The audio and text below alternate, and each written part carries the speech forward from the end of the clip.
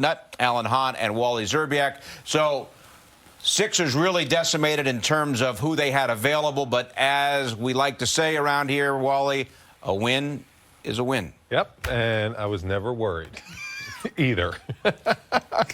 Why do we always have to describe your emotions about whether it's going to be a win or a loss? No, it's a win. It's a good win, and I thought at the end of this game, the Knicks were going to find a way to pull this one out. I mean, give the Philadelphia 76ers a ton of credit for playing hard, doing everything to keep themselves in that game, feeding off the crowd. George Niang was phenomenal, guarding Julius Randle for some of the game, knocking down big threes. But in the end, Knicks went to their starters. They're the healthier team, and they dominated the game when it counts. When it counted. Down the stretch. Julius Randle was the best player on the floor, and he showed it, and he proved it. And he did. And he backed up what he said last night following what was a frustrating loss at home to the Cavs as Julius Randle put it on himself. So I want that accountability. I have to bring more energy. I have to be more of a leader. And when it came to winning time, he did it. Well, Wally may not have ever been worried, but I was thoroughly worried. A 14-point third quarter, but I keep going back to the trust. And we were in the locker room, in the green room. Which is our locker room. It is our locker room. In the green room discussing lineups, tweaks here or there, and it got a little warm, y'all.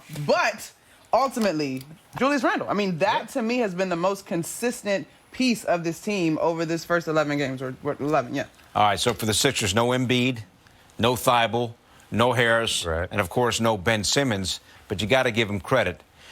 However, for the Knicks, when you look at the 3 games in the last 4 nights, I mean, 2-1 when you go Milwaukee, Cleveland, Philly, and come out of there with 2 wins in 3 games, Alan, 7-4 through 11 games. I mean, it hasn't always been the smoothest situation here, but, you know, at the end of the day, it's a pretty good look right now. Yes, and again, you know, you take advantage of players missing from certain teams. That's fine. You still got to win those games. 5-1 on the road to show you something about this team as well. They are ready to play on the road, no matter what, hostile environments, no matter what. They are better. They are really good on the road to start this season.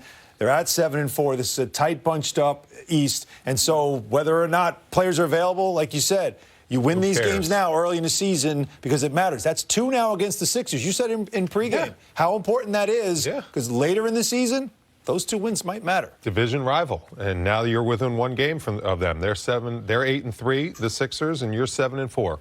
You're knocking down their heels, and you're healthy, and they're dealing with a whole bunch of turmoil and stuff like that. They're playing good basketball, and they're a tough team, well-coached team. But in the end, I like the way the Knicks dug this win out. They needed to get this win. 6-5 would not have been a good look. Allowing the Sixers to get this win at home without, you know, their main pieces in the lineup would have been a terrible loss. We were discussing that down the stretch. Yeah. But at the same time, that's all forgotten. The Knicks took care of business. That's why you have superstars in this league, and that's why you have Julius Randle on your roster.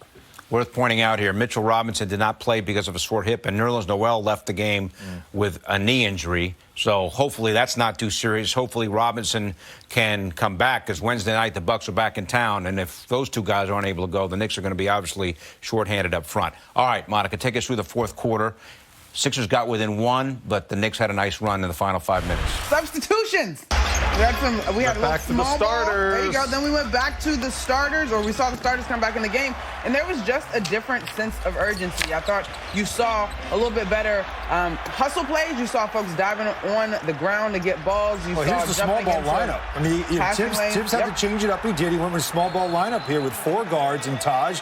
And this group got them up by 7. And that group had 2 really big threes. The one RJ just hit, and then you had the one in the corner on that crazy corner pass that found Alec Burks. And then Julius comes back in when the starters come back in, and there is this let's finish it off type of energy. Yeah, the closer, right? You go to your starters at that point. You needed to shake up the game a little bit and rest your starters. And then the starters came back in the game. Doc only played 7 guys in this game, so his guys weren't going to be nearly as rested.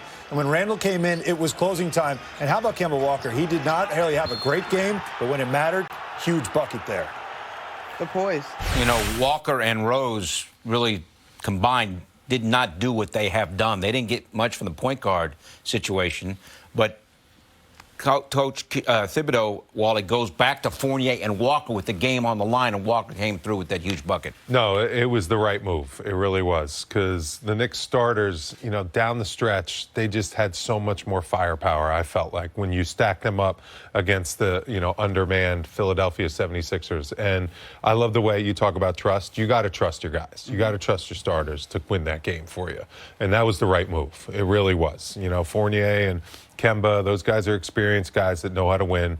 Julius Randle, with those guys around him, it's like, okay, this is our job to seal this one away and win this basketball game. And I love the move going back to the starters down the stretch, and they came through. I'll tell you a stat that jumps out to me, and I don't know if it's 100% accurate, but it's on the box score. 23 fast break points for the Knicks. Yeah, they had 11 to in the 5? They had 11 in the first quarter. Which it didn't feel like they were playing that way. This game had a different, because in the first quarter, there was all points in the paint for the Knicks.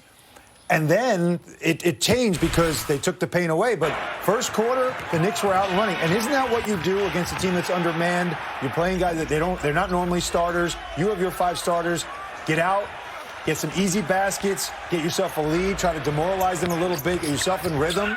And you saw RJ was attacking early. His bounce-back game, by the way, hit that 15-point mark I told you about. But this, I guess, you know what? The more now we're looking at it, right? Now that we're looking at it. Well, you're starting to realize it is the fast break points. They only average 11 fast break points a game. They had that in the first quarter. And they finished the night with 23 fast break points. And they had 20 points in the paint in the first quarter, but only ended up with 44 because, as I said, the Sixers decided, all right, we got to take the paint away and make you beat us from 3. And the 3 ball really didn't fall as it has been for this team. It's another game where they really struggled from 3, but they did everything they did in that first quarter. Play fast, score in the paint. The Sixers took it away. Knicks had to adjust. You really want to be an assistant coach, don't you? This is what it's about, baby. You really want to be an assistant coach. You got to see the game. You got to see the numbers. You got to see the trends. I want to know who's keeping the fast break point stat, because we watch these games. Those are very fudgy. I agree. Very fudgy. Wild here. You never know. I mean, looking at the highlight certain scorekeepers can be like, there was no guys back. There was one guy back. How do you define a fast break point? Seriously. That's a good question. A basket in transition. It has to be transition where you don't set your offense. All right, what about a fast break that results in a long 3? That's a fast break should be point. A fast break point, but that's it's like it's John Stockton's assist man. 3 passes later, assist. I tell you, we look every night. We're like 23 fast break points. Wow. We'll take